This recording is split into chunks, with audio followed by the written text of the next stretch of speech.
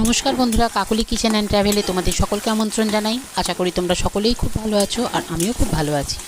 বন্ধুরা, আজকে বানাচ্ছি আমি ধনেপাতা চিকেন। তার জন্য কড়াইতে দিয়েছিলাম সর্ষের তেল, আর গরম হয়ে গেলে ওর মধ্যে দিয়েছি গোটা শুকনো লঙ্কা আর বেশ কিছুটা পেঁয়াজ। পেঁয়াজটাকে আমি খুব ভালো করে ভেজে নেব। ভালো করে ভেজে নেওয়া মানে কিন্তু আমি লাল লাল করে ভাজবো না, কালারটাই যেই চেঞ্জ হয়ে যাবে তখনই আমি এর মধ্যে দিয়ে দিচ্ছি বেশ কিছুটা রসুন বাটা। আর রসুন বাটাটা দেওয়ার পরে একটু নাড়াচাড়া করে ওর মধ্যে আমি দিয়ে দিচ্ছি পরিমাণ মতো হলুদ। আর আগে থেকেই আমি কাঁচা লঙ্কা আর আদা দিয়ে বেটে রেখেছিলাম, সেই কাঁচা লঙ্কা আর আদা বাটাটা এর মধ্যে এখন দিয়ে দিচ্ছি। খুব ভালো করে মশলাটাকে কিন্তু কষাবো যতক্ষণ না কাঁচা গন্ধটা যাচ্ছে। আর ধনেপাতা চিকেন খেতে কিন্তু আমাদের সকলেরই খুব ভালো লাগে। আর আমার যারা নতুন বন্ধু, পুরনো বন্ধু, তোমাদের সকলকে আমার তরফ থেকে অনেক অনেক ভালোবাসা এইভাবে আমাকে সাপোর্ট করার জন্য। আদা রসুনটা কাঁচা লঙ্কা বেশ কষানো হয়ে গেছে, এর মধ্যে আমি এখন দিয়ে দিচ্ছি বেশ কিছুটা ধনে গুঁড়ো। যেহেতু ধনেপাতা চিকেন বানাবো আর এই জন্য ধনের পরিমাণটা কিন্তু বেশিই দিতে হবে। আর তোমরা যদি চাও কেউ তাহলে কিন্তু ধনেটাকে বেটেও দিতে পারো, তাহলে কিন্তু ফ্লেভারটা আরও ভালো হবে আর স্বাদও কিন্তু অনেক বেশি ভালো হবে।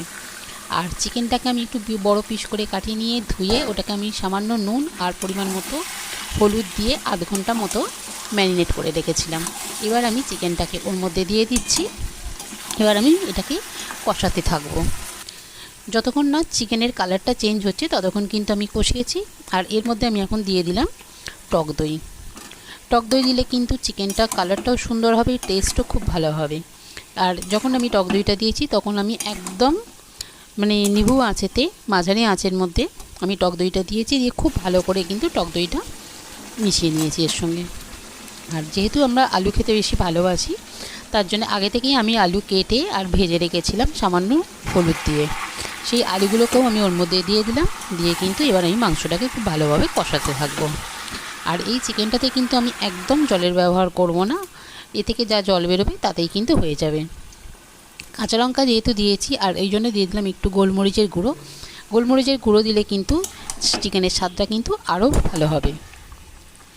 আর আমার চ্যানেলের যারা নতুন বন্ধু হচ্ছে আমার ভিডিওটা দেখছো অথচ আমার চ্যানেলটা সাবস্ক্রাইব করোনি, প্লিজ তোমাদেরকে আমি বলছি আমার চ্যানেলটাকে একটু সাবস্ক্রাইব করে আমার পাশে থেকো আর আমাকে এগিয়ে নিয়ে যেতে সাহায্য করো। আর তোমাদের সঙ্গে কথা বলতে বলতে দেখো, আমি এটা চাপা দিয়ে রান্না হতে দিয়েছিলাম 15 মিনিট মতো। 15 মিনিট পরে ঢাকনাটা খুলে দেখছি কত জল বেরিয়ে গেছে, বুঝতেই পারছো। আর চিকেনটাও প্লাস 80% মতো সিদ্ধও হয়ে গেছে। এবার আমি ওর মধ্যে বেশ কিছুটা ধনে দিলাম, সেটাই দিয়ে দিলাম। যেহেতু ধনে পাতার চিকেন, তার জন্য ধনে পাতাটা একটু বেশি করে দিতে হবে।